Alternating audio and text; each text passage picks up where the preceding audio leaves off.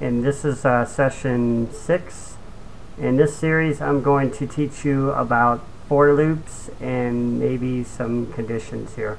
I think basically we'll try to make it short. We'll do for loops and increment, a little program that I learned many years ago to kind of teach you about, incrementing and stuff like that and how for loops work. A for loop is like a repeat of information. It's basically keeps going in a cycle, and I'll demonstrate that here. And this is the program that we've already been working with, so we'll keep adding to it, so to speak. So what we're going to do is go down here in the lines here. I think I'm going to go ahead and comment out some more code here. Remember, just go to source and add block comment. You can also comment stuff like this, just so you know, just 2 slashes in front of it, but the fastest way to comment the code is like I just showed you. So anyways, a for loop, we're going to create a for loop to kind of keep track of a series of our numbers that's currently going on. And to do a for loop, you just start it like this, and you set the value of what the for is going to be. And we already learned about integers, so integer is going to be a number, and you just select any character or any character is like one letter, and if I didn't explain that, 2 is like a value or whatever. So you select that character, we set it to 0, just to start at 0, and then you're going to say like x is less than a certain number. We'll say 10. And something I didn't teach you about is we're going to show x plus plus, and the plus plus is basically doing this to show you. It's just saying x equals x plus 1. So basically it's going to keep adding to 1 each time. Another thing I want to teach you is something called braces, or people call them curly braces. And these curly braces is going to contain code from here to here. And the important thing to make sure is when you're including your code, like before, you might have saw me putting these semicolons, which I didn't mention, I'm sorry. You would never include like a semicolon like right after here, for example, because it just wouldn't understand that. The whole sentence has to begin at the start of the curly brace and the end of the curly brace. So anyways, we're going to take that out, and we're going to try some stuff here. First, I'm going to show you how to print a series of numbers, which is very common for people learning how to do a simple loop. I think I said conditions, but I guess we're going to do loops, but I think the conditions will be more helpful later, so we'll just do loops for now. So we'll use our famous print line, and as you've already learned earlier, when you initialize a value, it's going to retain that value. So this x right here is basically keeping track of a series of numbers. If you had to look at it this way, it's going to say 0, 1, let me just put a comment here, 0, 1, 2, 3, 4, 5, 6, 7, 8, 9, and it's saying less than 10, so it probably won't print out 10 unless I do like equal to 10 or something. I'll say equal to 10. So anyways, it doesn't like to equal to 10, maybe it's because it has to be close to it. Yeah, you just can't have a space in it. So right here you're just going to put in x. Remember, it's just going to kind of plug in that value, and you're going to end this with a semicolon since you're still inside of curly braces, and you notice there's no errors.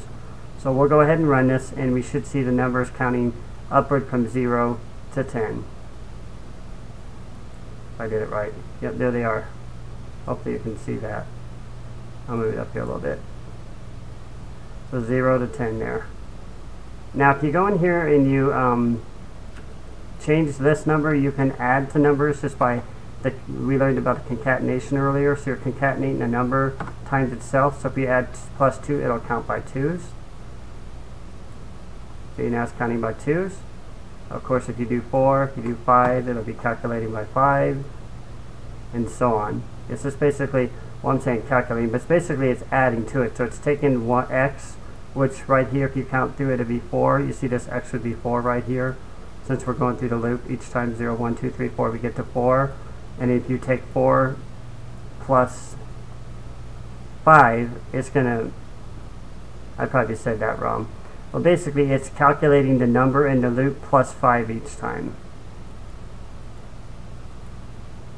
Well, something doesn't seem to be right there, but anyways, hopefully you get that. It's just basically calculating x equals x, supposed to be plus 5, but I don't know, maybe I did something wrong here, because this is basically incrementing 1 by itself. There's really no way to add to it. And this is going to just basically add the 5 to it each time. So I think if we multiplied it, that might be the trick to it. Yeah, obviously that's it. You have to multiply, because basically it's just adding 5 to it each time. So this is actually multiplying it, so it's going by 5s this time. That's what I wanted to show you. So loop, keep in mind, it's just basically going from this point to this point, and it's going from taking all the code inside these curly braces. Now you can also add more than one line inside a curly brace. So we'll do some different things here, just some different numbers. And we'll throw in some concatenation and stuff. Let's just say second numbers or something. Second row. Sounds good. And then we'll just say plus x by itself. This time it's basically, or actually we could make it say maybe x divided by 2 or something. I don't know. That's going to look kind of weird, but we'll see. And then it'll print out this one, and then after this it'll print this. So they'll be kind of back to back here. They won't be side by side. They'll be underneath each other. And we'll fix that in a minute. See? What it did is it basically just merged everything together. It took the first numbers here, zeros, and it's lining them up side by side. So it looks like these numbers are calculating, but they're not. So if we separate these with a separator, we'll be able to see them a little bit better. So basically we just go in here and add a little space, and that should do it.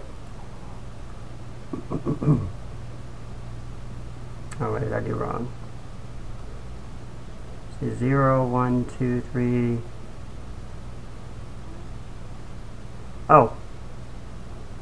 So, what must happen to the first line here? I think I have to do it right here or something. Let me see.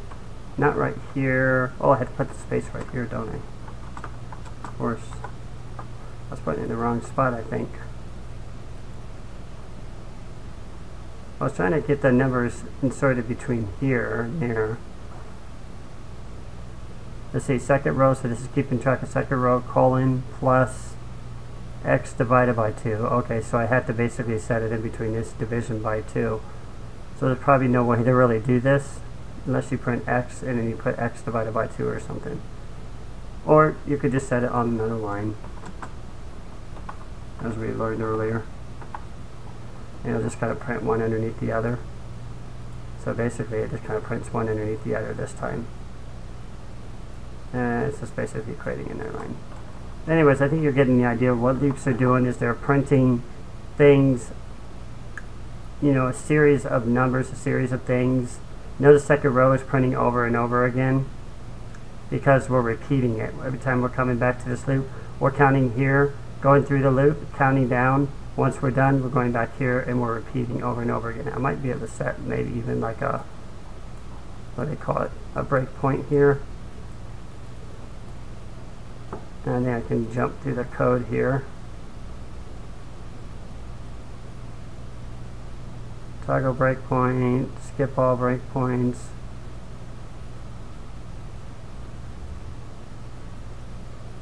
Debug, I think.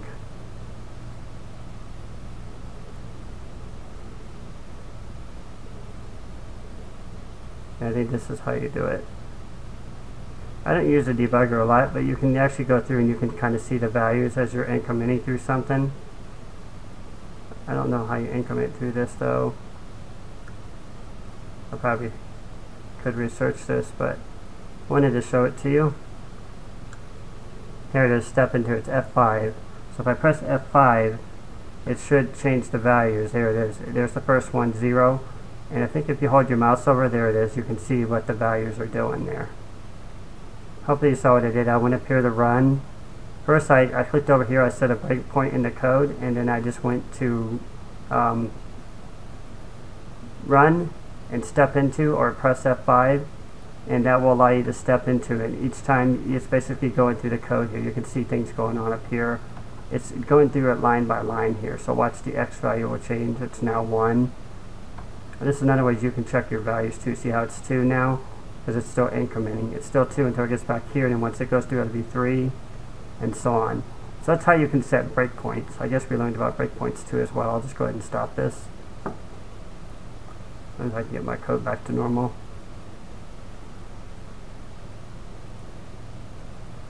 Oh, I just click over here actually. If you click back over here, it'll reset. This debug has its own special screen right here. There's something else I can show you. Anyways, that's how you print numbers. I just thought I would show you this video. You can print anything you want in here.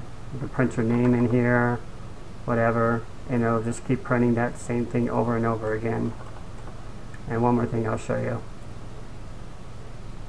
Let me terminate that other thing. You can also go up here. We had the text earlier in the message. You can print something in here.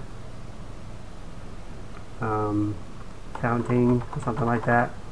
And then you can embed this text inside of here instead of putting inside of Steve. You just type in TEXT and it's going to replace Steve with this counting this time. So it's saying counting this time. So hopefully that gives you a good start, in this series. I'm going to go ahead and jump out for now. Just kind of not make these videos so long. So thanks for watching, guys. Appreciate it. Give me any comments if you have questions.